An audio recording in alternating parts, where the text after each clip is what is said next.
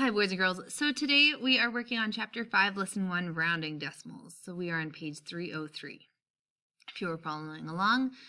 So rounding we've discussed before, but now we're going to do it for real. Rounding is basically finding the approximate value of a decimal or a whole number. In this case, we're working with decimals. So let's go ahead and flip over to page, I believe this is page 305, and we're just going to do the first few problems together. So you'll notice here, so the first part of this problem is your decimal. So 5 and 476 thousandths. Good, right? Because there are 3 places after the decimal point. And we're going to round to the hundredths. So the first thing you're going to do is you're going to underline the place that you're talking about. So which one of these is the hundredths place? Remember with that at the end, hundredths place? And it's this one, the 7. In order to round it, we need to look at the number afterwards. So the number behind the value that we want to find the approximate value for is going to indicate the value of that rounded number, right?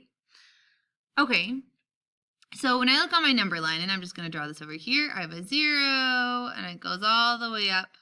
Oh my gosh, except that the page, let me do that. Let's put our 0 here, and let's go all the way up to 10. What's in the middle between 0 and 10? Yeah, we have 5. 5 is halfway. When we're rounding, it's really helpful to have a firm understanding of this. And if you don't, go ahead and draw it out. Because this number 6, where does it fall on this line? Is it going to be on this side of 5, or is it going to be over here? And in fact, it's over here. 6 would be here, correct? So, knowing that 6 is right there, we have to decide, is our 7 going to stay the same, or is it going to turn into an 8? If my number after the number I'm trying to round is 5 or greater, I'm going to go up. So my 7, is it going to stay the same, or is it going to turn into an 8? That's correct. It's going to turn into an 8. Now we have 5. Oh, let's see if it lets me. 5 and 48 hundredths. Good. Nice. Okay, let's do the next one. 983 and 625 hundredths. So hundredths again.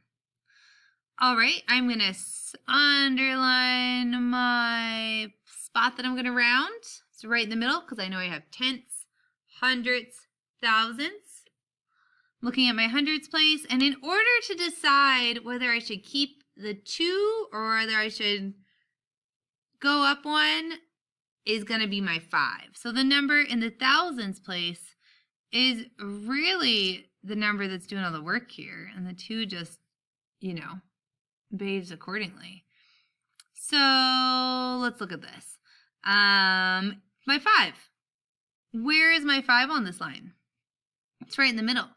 And just like we said in the previous problem, if we're 5 or greater, that number that we're rounding goes up 1, right? So what would this turn into? It would be 900. Oh my goodness. Let's see if this works, guys. Might not. 900. Okay, let's use this. 83 and 63 hundredths. Good. Yes. And then we just get rid of that little guy. It's already done its work. It's out of there. Notice that it's not included, right? Because we incorporated it. We already rounded. We're going to do one last one.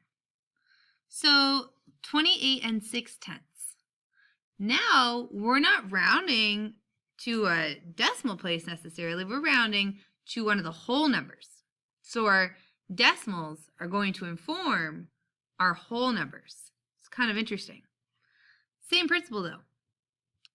Where's my one spot? Right here, that 8. That didn't really work, did it? Right here, not the 6. We're talking about the 8, people. There we go. So the place behind the ones is going to tell me what to do with that one spot. And the place behind the ones that this little 6 is in is called the tenths. Excellent. So that little tenth spot is going to tell me what to do with my 8. And just like the ones before, look at your number line.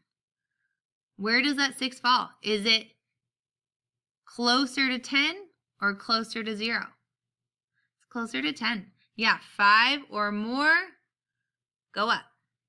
I know there's a rhyme about that, but I don't know the rhyme, so I'm not going to pretend that I know it. Just understand that a value 5 or greater is going to indicate that you round up. So that 8 is going to turn into a 9. All right, so I have 29. And do I need to include the and 6/10? No, because it already did its work. It's out of there. So 29 is our final answer. That's our rounded value. That's our approximation.